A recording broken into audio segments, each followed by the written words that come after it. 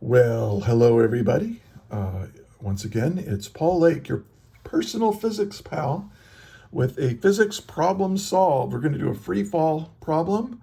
We're going to throw an egg straight down, and we're going to solve this problem all the way through completions with lots and lots of explanations. So it's a good example for you. Here are some things you need to know first. First, you should know the definition of free fall. We'll talk about that. And then you should be familiar with the kinematic equations for constant acceleration. If you haven't seen those yet, you're not ready to do this problem. So make sure you've done that. And then, hey, we're going to use a quadratic formula, everyone's favorite. So in this problem, hey, and before we get started, please like and subscribe to my channel. And come back again. I'm adding more physics problems solved. I'm trying to do one every day. So I'm here for you. I'm also a private tutor. So in the notes, on the video notes, you can look up how to get in touch with me if you need a tutor. All right, so let's do the problem. Let's read it. And after we read it, try to solve it yourself. Pause the video, try to solve it yourself, and then you can restart the video when you need to. All right, so you climb a tree that is 30 meters high. Your best friend is directly below you. She is 1.5 meters tall. You throw an egg with a downward initial velocity of 10 meters per second. The egg hits her right on top of the head, and yes, mission accomplished. So A, what is the displacement of the egg? B, how much time does it take for the egg to splat on the top of her head? C, what is the final velocity of the egg just before it hits her head? And D, why would you do this to your best friend? All right, so let's get started. And let's see, I'll use given. So I always try to draw a picture of the problem, okay? So I can visualize and then write down what's given. So here's our egg that we're going to drop.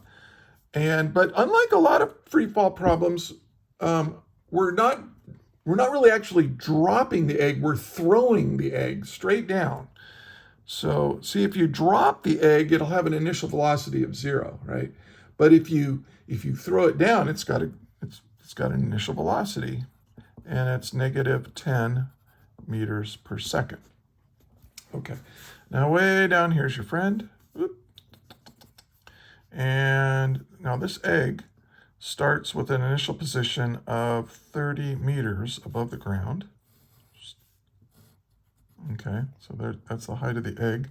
But your friend is standing down here, and she's 1.5 meters tall. And of course, the egg, and once the egg leaves your hand, it's in free fall. Now, what does free fall mean? Free fall means that an object is only under the acceleration of gravity.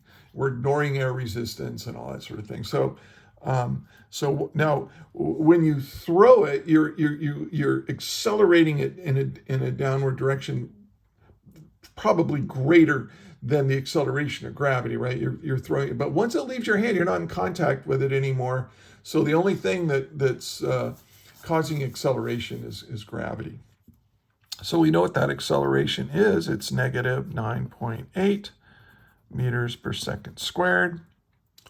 And so that's what we know. Now, what are we trying to find? And this is very important that you identify what you're trying to find when you solve a problem.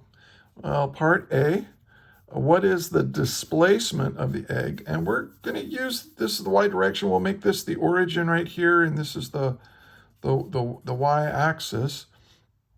So what we really want to find is delta y. That's our displacement in the y direction.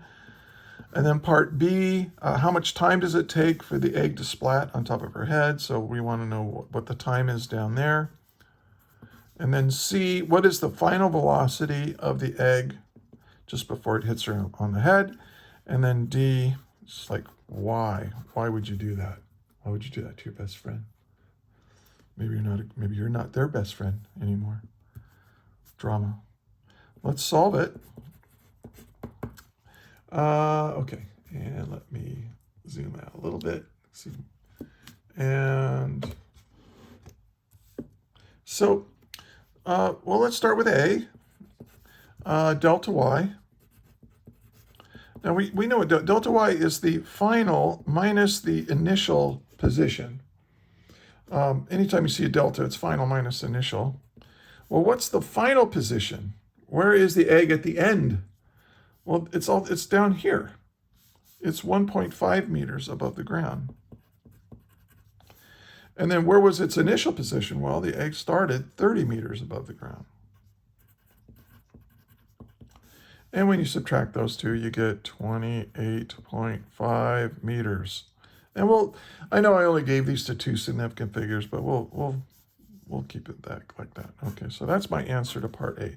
It's 20. Oh, what did I leave off? Oh, I hate it when I do this. 1.5 minus, it's minus. Oh, almost a disaster. Now, what does that negative mean there? It means down, right? Because displacement is a vector. And the way if delta y had turned out to be positive, that means the displacement would have been up. But since it starts here and it falls down, the displacement is negative. So negative means a downward displacement. Okay. And it's really easy to drop negatives accidentally. You got to really, pay attention. All right, so part B, how much time does it take for the egg to splat on the ground, or splat not on the ground, on the top of her head? All right, well, we're going to use one of the kinematic equations to figure that out. We need something with time, and look what we know. We know,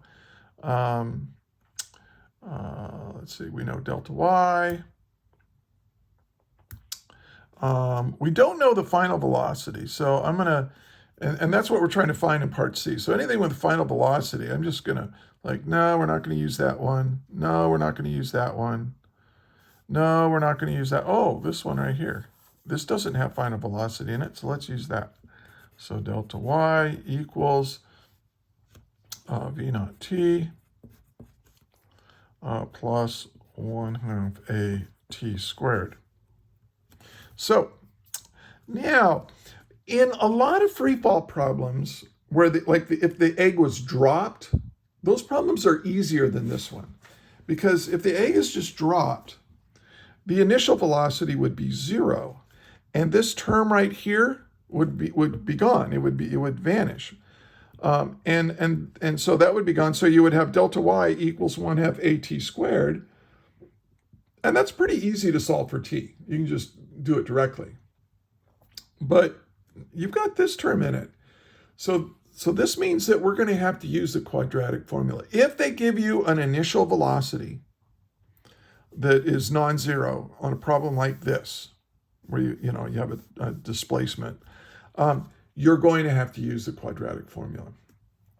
All right, so let's just suck it up. All right, so 1/2 a t squared plus v naught t minus delta y equals 0. Notice I'm getting it in that quadratic formula kind of format, right? Now I'm going to plug in numbers.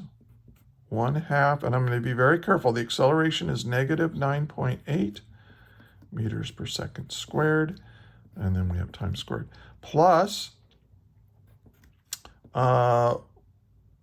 negative 100, I'm sorry, not 100, negative 10. That's the initial velocity is negative 10 meters per second times time minus, because this is minus, negative 28.5 meters, and that equals 0. Now I'm going to rewrite this again. And I rarely do this, but I'm actually going to remove the units just to make it a little bit easier to see. This is negative 4.9 times t squared. This is plus negative 10 times time plus 28.5 equals 0. So this is your A, and this is your B, and this is your C when you use the quadratic formula. Okay. So let's do that. T equals, well, what is a quadratic formula? It's negative b plus or minus the square root of b squared minus 4ac divided by 2a. I'm gonna kind of restart. I'm gonna do the problem up here now. So let's say t then is equal to, well, what's negative b? Well, b is 10. And, oh, wait, hold on. Yeah, this is, b is negative 10, but this is negative b, so that's just going to be 10. And I'll go ahead and put units back in, and you can see that it'll work out. And then plus or minus the square root of b squared. So that's, now b is negative 10. Negative 10 squared is 100. So that's 100 meters squared per second squared, right, the units. And then minus 4ac. So here's 4 times a. Now a is negative 4.9 meters per second squared. And then c is 28.5 meters.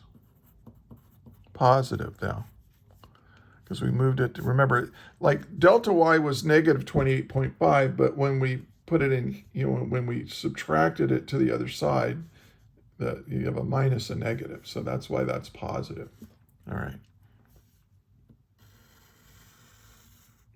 And I'm going to divide this by 2 times a. And a is negative 4.9 meters per second squared. And let's just check the dimensions here. Meters times meters, that's meters squared per second squared, so that's good. We got meters squared per second squared here, so that's good. And we're going to take the square root of that, so that's meters per second. So we're adding meters per second, plus or minus meters per second. That's good. And then we're dividing by meters per second squared. That the meters will cancel the meters. The seconds canceled the second squared. So we have 1 over seconds left. You flip it over and it's seconds. So yay. All of this does end up to be measured in seconds. Now, when you plug this into your calculator, be very, very careful. This is actually going to add, right? Because this is minus, but this is a negative here.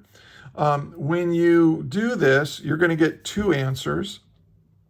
You get negative 3.64 seconds, and then you'll get 1.60 seconds.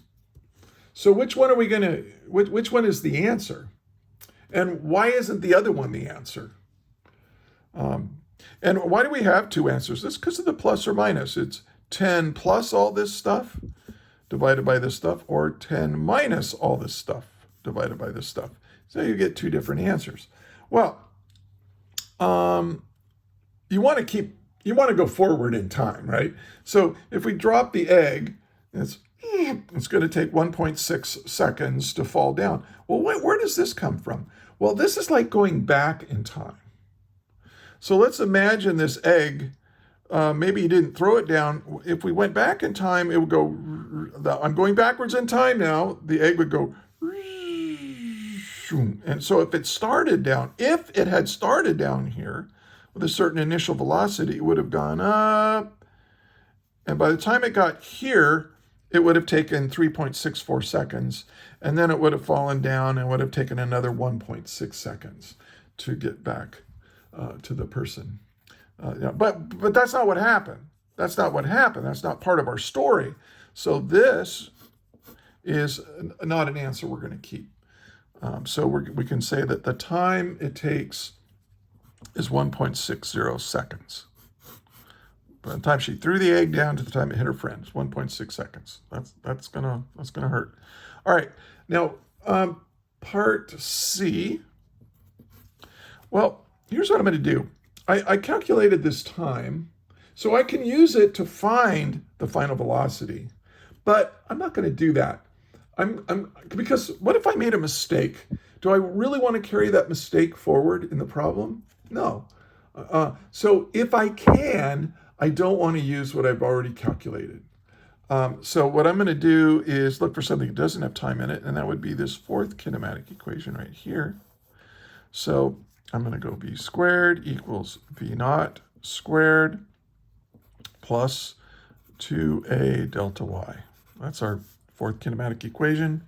Of course, to solve for v, well, I won't write a whole line there. I'll just, to get rid of the square, I'm going to take the square root of this,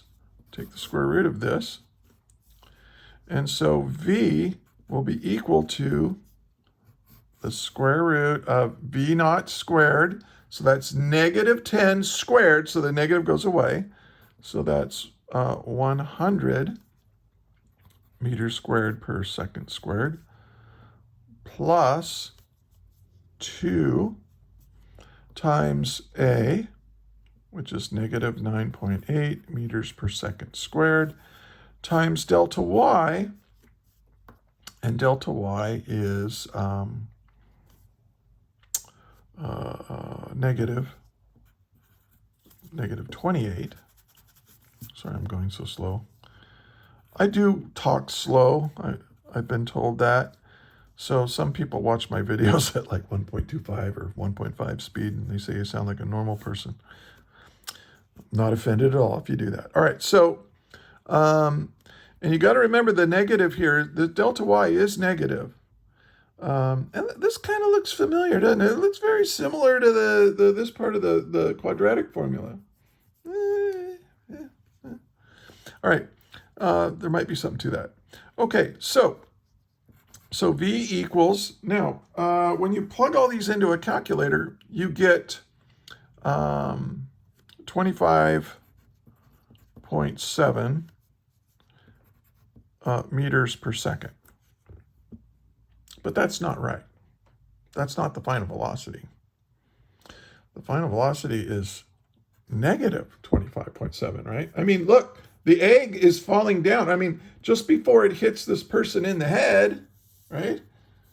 The egg is falling down. So we should get negative. So how come when I do, well, I can't take the square root of something and get a negative answer, right? Well, here's the thing. Whenever you take the square root of something, now listen to me right now, this is really important.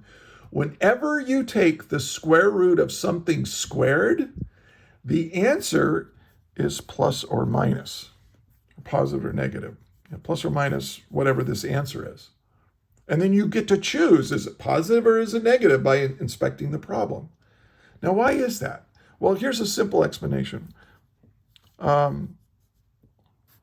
if we have this? What if I told you x squared equals 2? I mean, what values for x, if I square it and then take the square root, I get the answer. Well, obviously 2, right? X equals 2, right? Because if I square 2, I get 4, and I take the square root of 4, I get 2. So that works. But do you see that negative 2 will also work? Negative 2. Square negative 2, you get 4. The square root of 4 is 2. So if you want to solve for x, there's 2 answers. When you take the square root of something squared, the answer is positive or negative of that thing. So, and now this is really simple, but we're doing the same thing over here. So really, this is, you could say, okay, well, this is plus or minus 25.7 meters per second. Well, why do Why do we keep the negative? Because it's falling down. You are allowed to think. You're allowed to look at the problem and by inspection say, oh, wait, it's falling down, so it's got to be negative. So we're just going to say, okay, the answer is negative 25.7 meters per second. That's my answer. Now, let's check this answer because we can use another kinematic equation. Let's use this first one. Let's use the time that we calculated. We can say V equals V naught plus AT. So V equals, V naught was negative 10 meters per second plus negative 9.8 meters per second squared. And then we know that it took 1.6 seconds to splat on your best friend's head. Okay. And, oh, not meters, I'm sorry, seconds. And so now this cancels. And we got meters per second plus meters per second. That's good. And when you calculate this out, you get your calculator out, and lo and behold, you get negative 25.7 meters per second. Now, when you do that, when you check your answer like this, that means you probably did it right because everything works together. And with all these kinematic equations, they're all just kind of saying the same thing. So you should get the same answer if you use a different equation. Okay. Now, let's talk about why you should do this to your best friend. I think that, sometimes friendship needs to be tested. Is that person really your best friend? If they are, if you throw an egg at their head, they'll forgive you. So if they don't forgive you, it was never meant to be. Okay. So see, you learn, this is life. Okay. You learn more than just physics here. So that's good. All right. Well, thank you. I hope you found this helpful. And until the next video, that is all. And may the net force be with you.